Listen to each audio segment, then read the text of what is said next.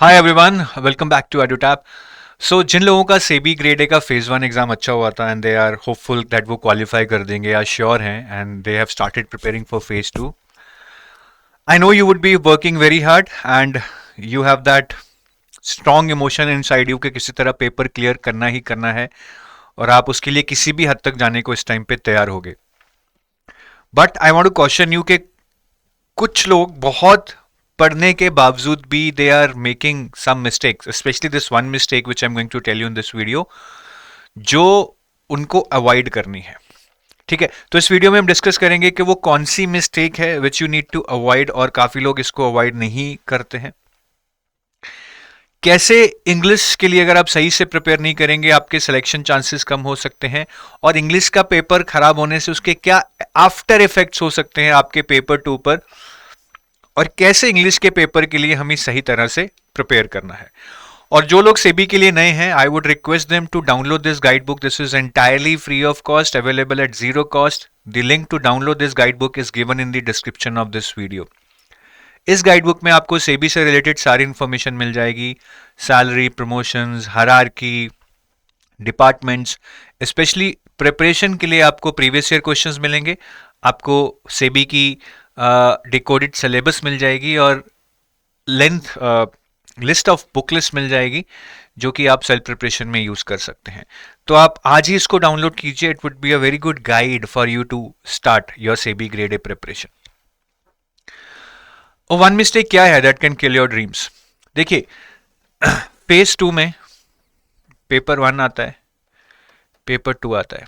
Now this is the panic area. इसमें 6 subjects आते हैं, काफ़ी टेक्निकल हैं subjects like commerce and accounts, costing. क्योंकि थोड़ा मुश्किल है या थोड़ा सिलेबस ज़्यादा है या थोड़ा टेक्निकल है, हमारा सारा कंसंट्रेशन इस पे चला जाता है and we forget that there is a paper English descriptive also which is in my opinion as important as paper 2। तो अगर हम इंग्लिश को अच्छे से नहीं करेंगे तो उसके रेपरकशंस होंगे, तो हमें इसको इग्नोर नहीं करना है। वो एक मिस्टेक जो मैं आपको बताने जा रहा हूँ वो यही है कि लोग इंग्लिश को इग्नोर करते हैं, ईजी लेते हैं कि ठीक है लिखना ही है लिख देंगे। कंपटीशन है भाई, आप लिख देंगे तो बाकी लोग आपसे अच्छा लिख देंगे तो उनको ज़्यादा नंबर मिलेंगे, उनका सिलेक्शन होगा। तो ये इंपॉर्टेंट है, but this is also important. आप इसको प्लीज लाइटली मत लें। और मैं आपको ये समझाना चाहूंगा कि मैं इसको क्यों कह रहा हूं कि आप इसको लाइटली ना लें। क्यों? इंग्लिश के लिए अगर आप सही से प्रिपेयर नहीं करेंगे तो आपके सिलेक्शन चांसेस कम हो जाएंगे। देखिए, सेबी में कट ऑफ्स कैसे कैलकुलेट होती हैं। आपके 2 पेपर होंगे 100-100 नंबर के। अब सपोज कीजिए पेपर 1 इंग्लिश में आपके 100 में से 60 नंबर आए, क्योंकि इसका वेटेज 1/3 है तो हम इसका 1/3 20 ले लेंगे। पेपर 2 में सपोज कीजिए आपके 75 आए, क्योंकि इसका वेटेज 2/3 है तो मैं इसका 2/3 50 ले लूंगा, टोटल आपका 70 बन जाएगा। ठीक है। और फर्दर जब इंटरव्यू में से सपोज कीजिए आपके 10 मार्क्स आ गए, इस 70 को 85 में से कैलकुलेट किया जाता है, क्योंकि आउट ऑफ 100 है। 100 में से 70 है तो 85 में से कितने होंगे? 59.5। Just simple unitary method. 100 में से 70, 85 में से 70/100 इंटू 85, दिस इज 59.5। टोटल आपका बन गया 69.5 फाइनल मार्क्स। और अराउंड इतना ही कट ऑफ जाता है 69-70 अगर आप लास्ट ईयर का देखें। तो मोटा मोटा अगर आपको फाइनल कट ऑफ क्लियर करना है, आपको फेज 2 में यहां पे अराउंड 70 मार्क्स लाने पड़ेंगे। अब सपोज कीजिए पेपर 2 में आपके 75 आ गए, विच इज 2/3 इज 50। पेपर 1 में सपोज करो आपके 50 रह गए, 60 की जगह आपके 50 रह गए। 1/3 of this is 16.6 around. Total कितना हो गया? 66.6। तो आपको चाहिए थे 70, आपके आए कितने? 66.6। तो दो the weightage of descriptive English is 1/3, but then if you don't perform good in descriptive English, in spite of getting 75 in paper 2, which is really great, आप फेज 2 क्वालिफाई नहीं करेंगे। और पिछली बार मैंने देखा एक बच्चे के शायद 80 थे फेज 1 में, पेपर 2 में, बट इंग्लिश में बहुत कम थे, 40s में थे. So that can happen to anybody, but let's not take chances, let's prepare properly. और इसके आफ्टर इफेक्ट्स भी होते हैं. देखिए, पहले आप जब एग्जाम में जाएंगे आपका पेपर 1 होगा, फिर पेपर 2 होगा. So if paper 2 is not going good, तो इसका इम्पैक्ट यहाँ पे बनेगा. ये भी आपका माइंडसेट जब डिस्टर्ब होगा कि मेरा पेपर 1 अच्छा नहीं हुआ है तो पेपर 2 में अब अपना बेस्ट नहीं दे पाओगे.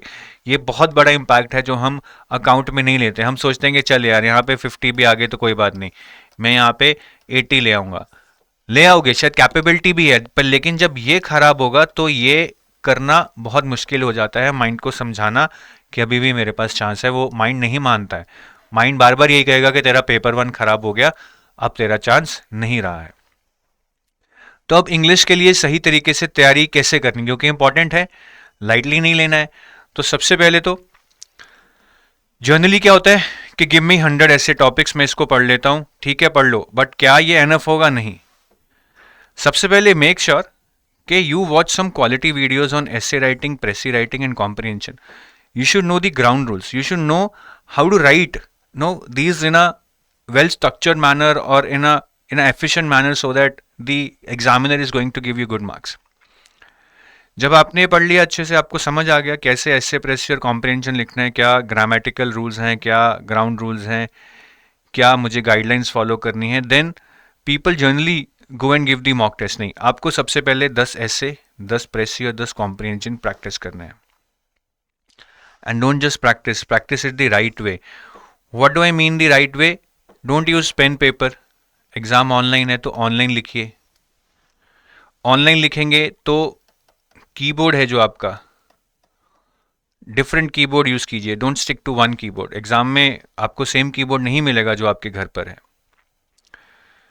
ठीक है. और जब आप प्रैक्टिस करें so don't practice it on a big screen, because exam में आपको इतना सा ही स्क्रीन मिलता है, उसी में आपको लिखना होता है. तो वर्टिकल स्क्रॉल बहुत कॉमन चीज़ है वहाँ पे.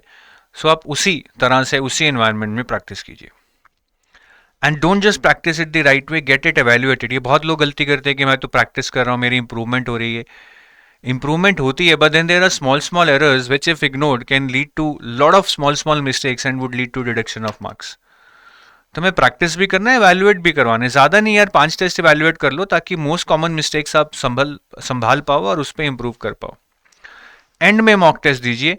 जब ये सारा कुछ आप अच्छे से कर लो, प्रैक्टिस कर लो, एवेल्युएट करवा लो, तब आप मॉक टेस्ट दीजिए. Because mock test should be confidence building and not should be confidence denting. तो ये 5 मॉक टेस्ट आप लास्ट 5 डेज में दीजिए या लास्ट 10 डेज में दीजिए, एज यू विश, ठीक है. थोड़ा स्पेस करके देंगे तो अच्छा होगा. और इन मॉक टेस्ट को आप पेपर 2 के मॉक टेस्ट के साथ दीजिए immediately as it would happen in the exam, so that you can mock the real time exam environment. तो इस तरह से आप इस मिस्टेक से बच सकते हैं और इस तरह से आप इंग्लिश की तैयारी कर सकते हैं, जो कि बहुत बहुत क्रिटिकल है आपको सेबी ग्रेड ए एग्जाम क्रैक करने के लिए, ठीक है. बाकी अगर आप हमारे कोर्सेज वगैरह ढूंढ रहे हैं तो अभी हमारी सेबी की एक टेस्ट सीरीज चल रही है. आप हमारी वेबसाइट पे जाके देखेंगे, टेस्ट सीरीज फॉर फेज 2. और एक हमारा सेबी का रिकॉर्डेड क्रैश कोर्स चल रहा है, ठीक है, जिसमें हमने लाइव क्लासेस की रिकॉर्डिंग दी है जो हमने फेज 1 से पहले पढ़ाई थी. तो आप ये भी ले सकते हैं. आप अगर सिर्फ क्वेश्चंस प्रैक्टिस करना चाहते हैं तो आप ये सेबी की फेज 2 टेस्ट सीरीज ले सकते हैं, ठीक है. मैं आपको वेबसाइट पे भी जाके दिखा देता हूँ. तो अगर आप कोर्सेज में जाएंगे, इधर आप सेबी ग्रेड ए कोर्सेज में जाएंगे, 25 में जाइए. तो ये फेज 2 टेस्ट सीरीज है जिसमें आपको सब्जेक्ट वाइज सारे सब्जेक्ट से क्वेश्चंस मिलेंगे, इंग्लिश के डिस्क्रिप्टिव टेस्ट भी मिलेंगे जो एवेल्युएट भी होंगे. और ये रिकॉर्डेड क्रैश कोर्स है. Test series already recorded crash course में इंक्लूडेड है. इसमें आपको चैप्टर वाइज वीडियोस भी मिलेंगे सारे सब्जेक्ट्स के. और अगर आप टेस्ट सीरीज के अलावा और भी क्वेश्चन करना चाहते हैं, कुछ नए क्वेश्चंस करना चाहते हैं जो कि टेस्ट सीरीज से अलग हो, तो ये 4000 प्लस MCQs टॉपअप कोर्स है हमारा, आप इसको भी ले सकते हैं, ठीक है. इसमें भी चैप्टर वाइज MCQs मिलेंगे, 5 मॉक टेस्ट मिलेंगे, पेपर 1 के, पेपर 2 के. So that's it from my side. I take your leave. Thank you. Have a nice day. Bye bye.